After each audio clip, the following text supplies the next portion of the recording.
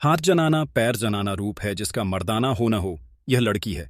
बहुत जमाने पहले का किस्सा है। किसी मुल्क में एक बादशाह था जहां सरवत में इसका कोई सानी नहीं था। लेकिन एक रोज बादशाह ने एक अजीबो गरीब ख्वाब देखा जिसमें उसने एक खूबसूरत बाग देखा जिसमें मोर की शक्ल के फूल खिल रहे थे। सुबह उठकर बादशाह ने दरबार लगाया। बादशाह दरबारियों बोला, आप सारे या तो ख्वाब की ताबीर बताओ या फूल मुझे आंखों से दिखाओ, वरना आज दरबार बर्खास्त नहीं होगा। सुबह से शाम हो गई और सब हैरान परेशान भूखे प्यास बैठे थे। किसी में हिम्मत न रही थी कि मुंह से कोई बात भी निकाले।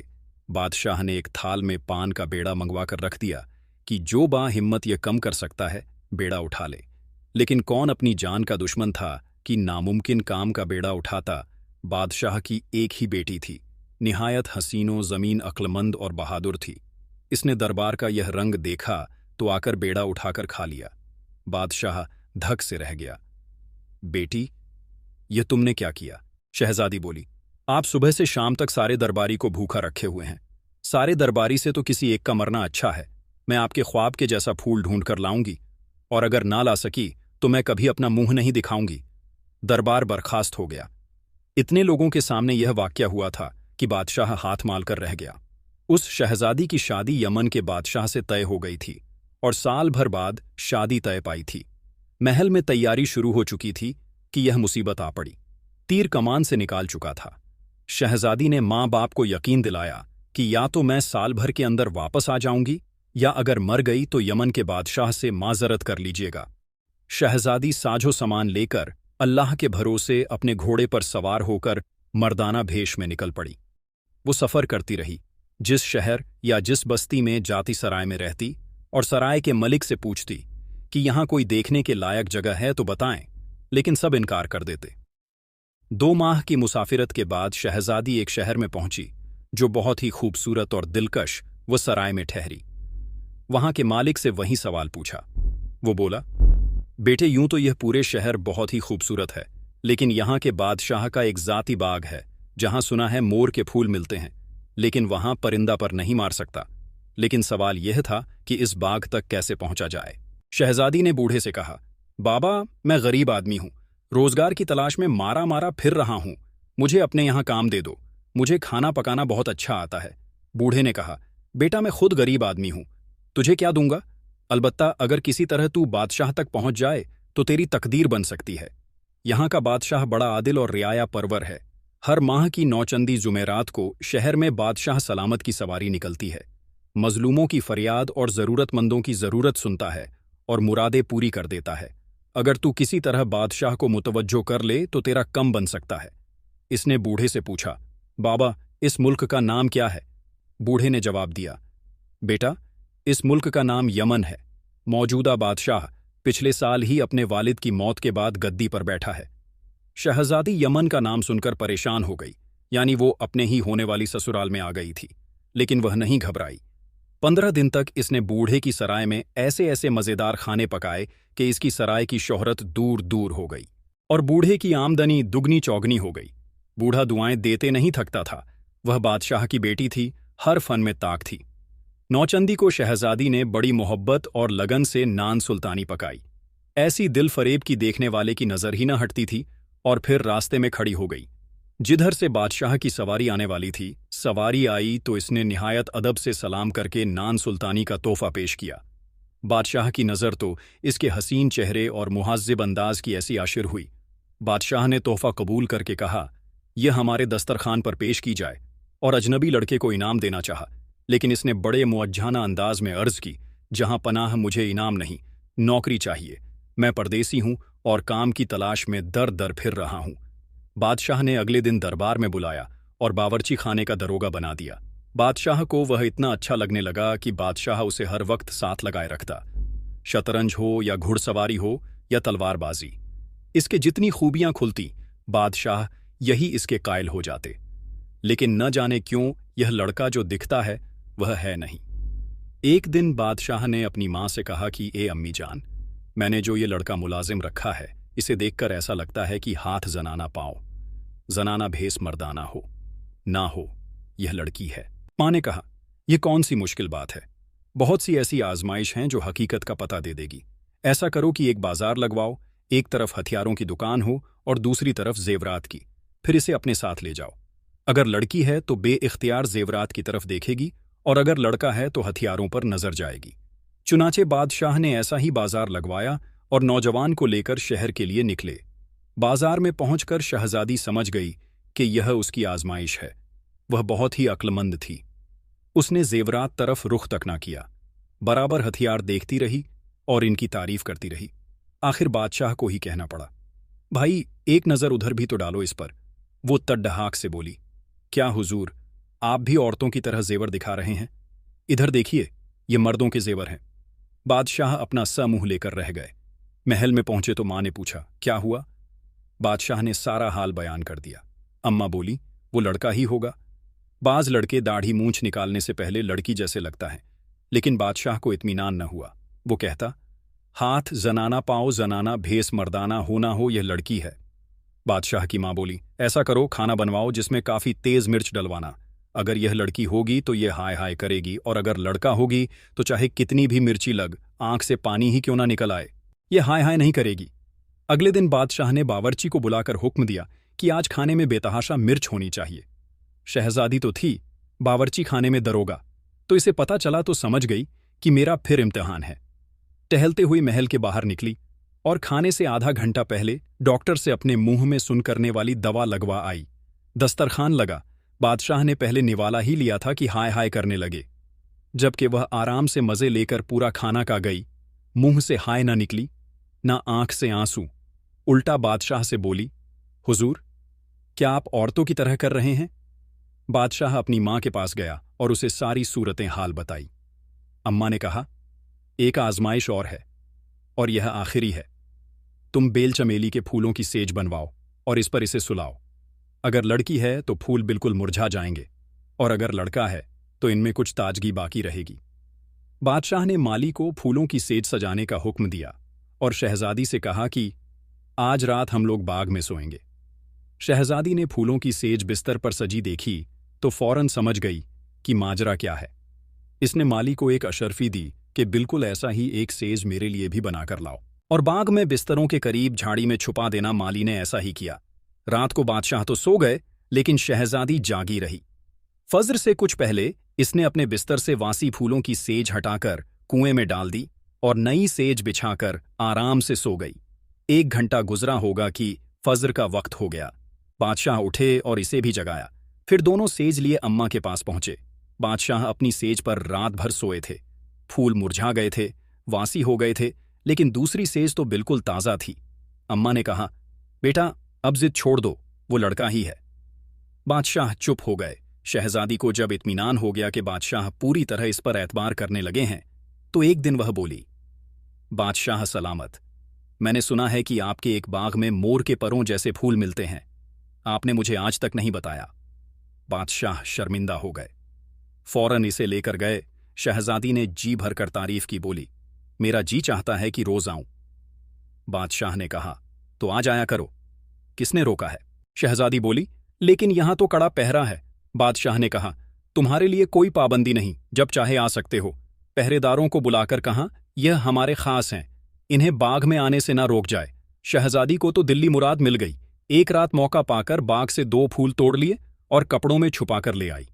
इसी रात को जब सब सो गए और पहरेदार भी घूमने गए तो इसने बादशाह के नाम का एक खत लिखा और उसे अपने बिसरे पर रखकर महल से निकाल आई और वफादार घोड़े को ऐड लगाई और यमन की सरहद से दूर निकल आई। सिपाही इसे बादशाह के साथ बार बार देख चुके थे, इसलिए किसी ने इसको ना रोका। अगले दिन सुबह बादशाह ने अपने मेहमान को याद किया तो गुलाम ने लाकर खत दिया जिसमें लिखा था, मैं शहजादी आपकी मंगेतर हूं। आपने बड़ी बड़ी आजमाइश की लेकिन पहचान नहीं पाए, लेकिन मैं इसका बदला जरूर लूंगी। जब तक आपकी 5 तलाकें नहीं करवा दूंगी आपके पास नहीं आऊंगी। बादशाह ने पढ़ा तो गुस्से से बेकाबू हो गया। फौरन अम्मा को लाकर खत दिखाए। देखा, मैं कहता था ना कि दाल में कुछ काला है, लेकिन आप ना मानी। वो सब कुछ चुना लगा गई, ऊपर से धमकी भी दे गई। मैं भी कसम खाता हूं कि जब तक इसका 2.5 चुल्लू खून को नहीं पी लूं चैन से नहीं बैठूंगा। आप फौरन इसके घर पर हुक्म भिजवाइए कि हम इसी माह बारात लेकर आ रहे हैं। उधर शहजादी के वापसी की खुशियां मनाई जा रही थीं कि यह पैगाम पहुंचा। शहजादी समझ गई कि इससे बदला लेने की साजिश है।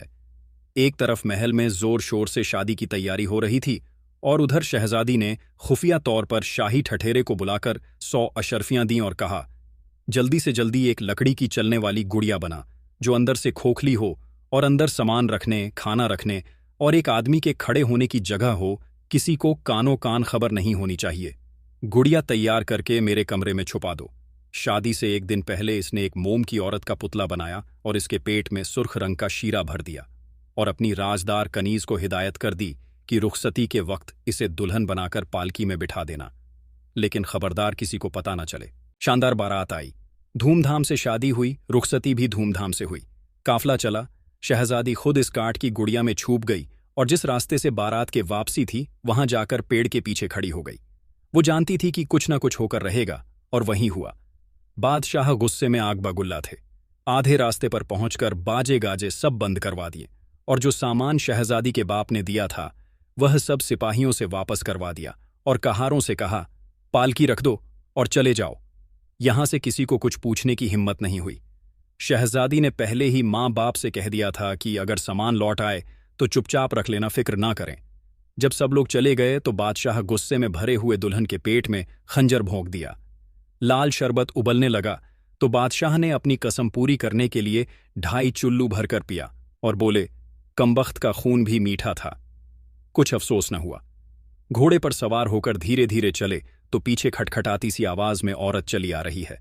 जंगल में सब तरफ सन्नाटा, ऊपर से लकड़ी की औरत पीछा करती हुई, और बादशाह को थोड़ा सा डर भी लगा। कौन है तू?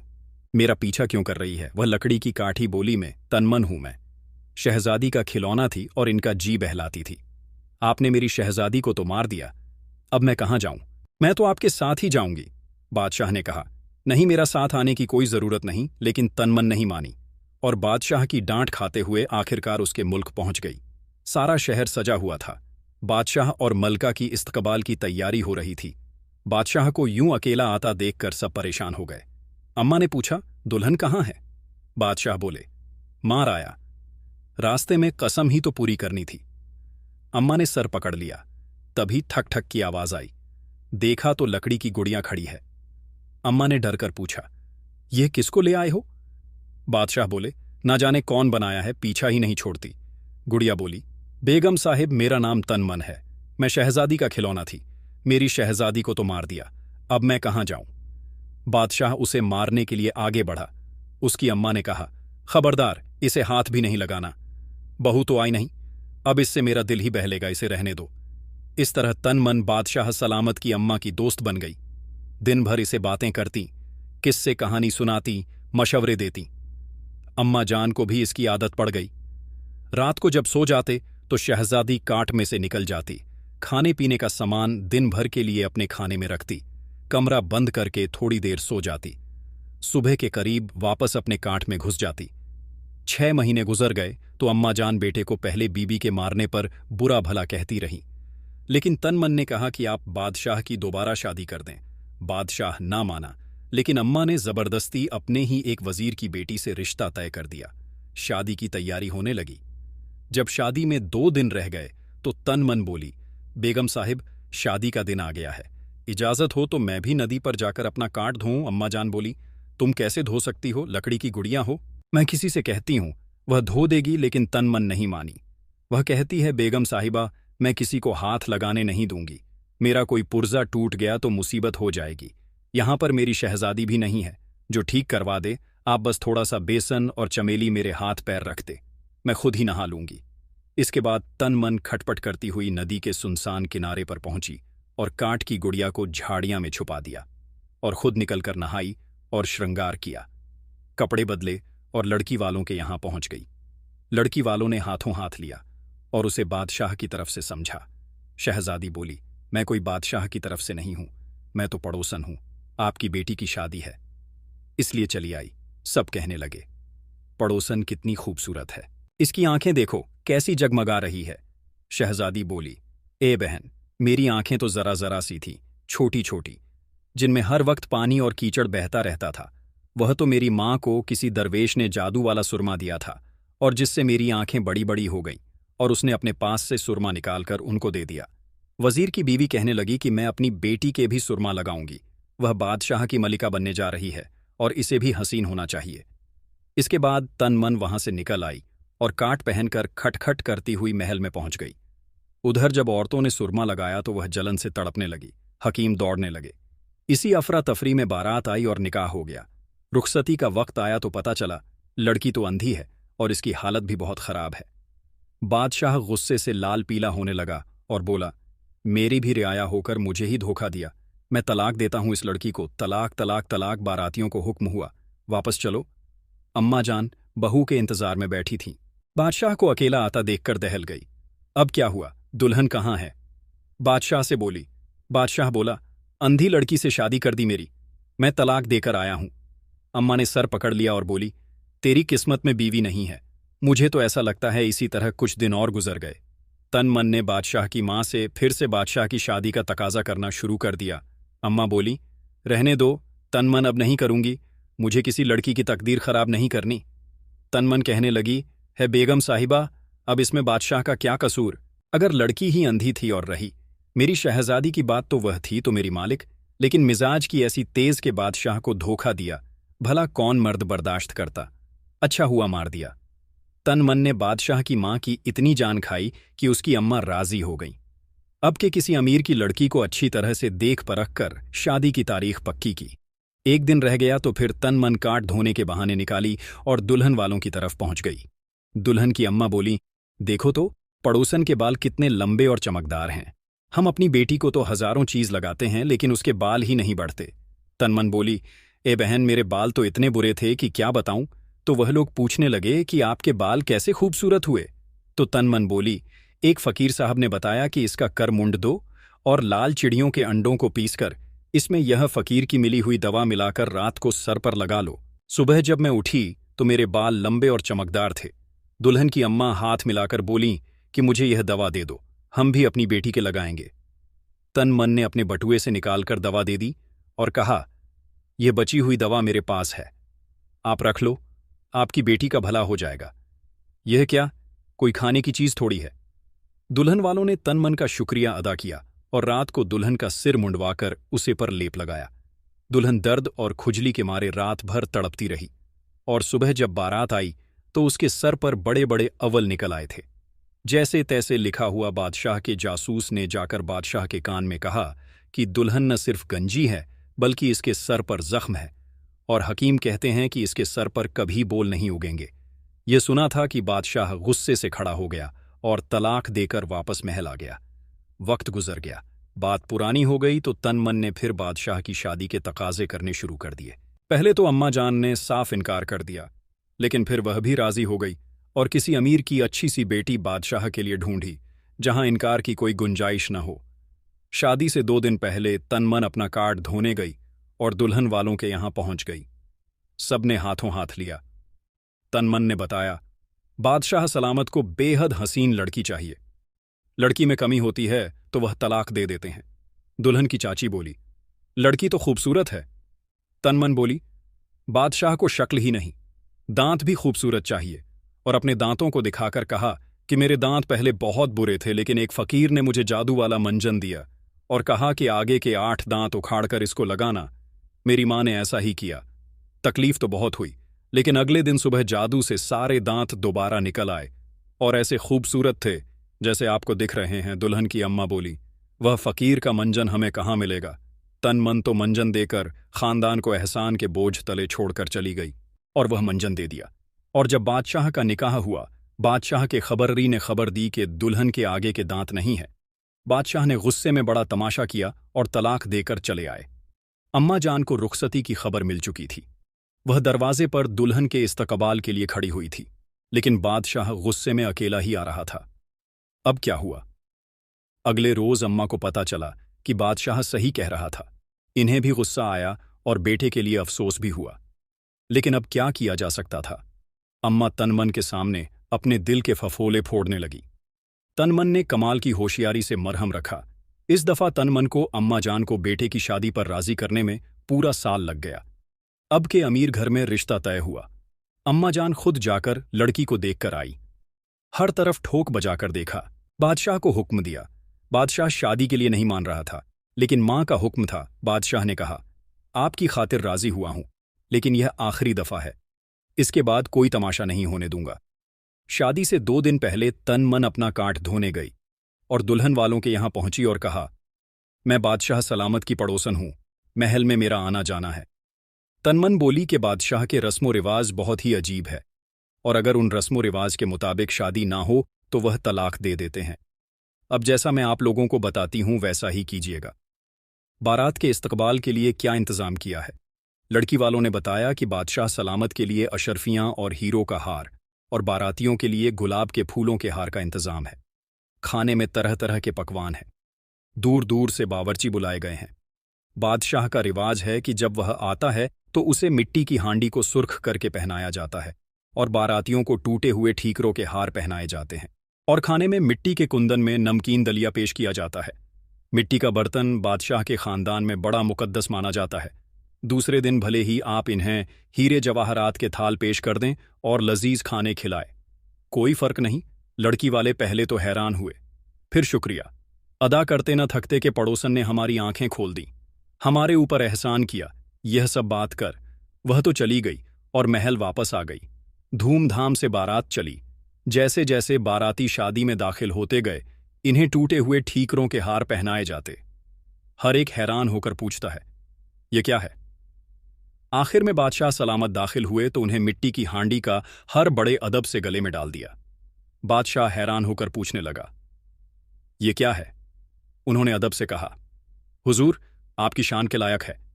बादशाह ने उस हार को उतारकर जमीन पर दे मारा।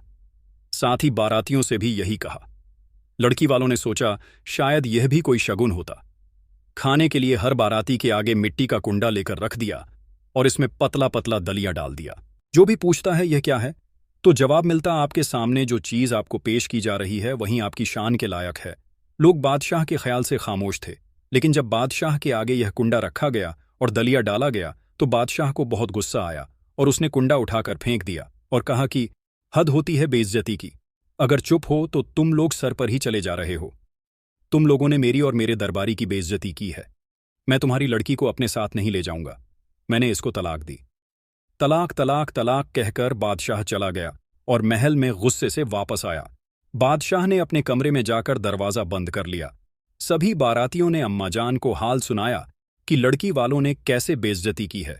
उनकी आंखों में आंसू आ गए और बोली, पता नहीं मेरी किस्मत में बहू और पोते का सुख है भी या नहीं।